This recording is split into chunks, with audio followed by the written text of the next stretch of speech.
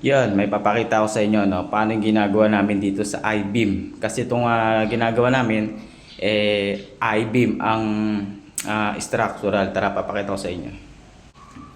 Ayan no, I-beam yan. Ayan. Ayan no, puro I-beam yan no. Yan.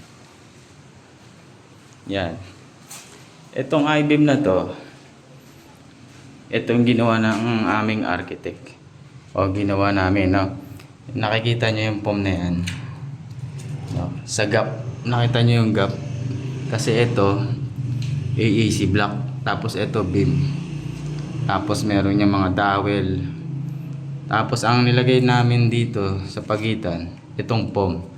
Ito yan yung binili namin no?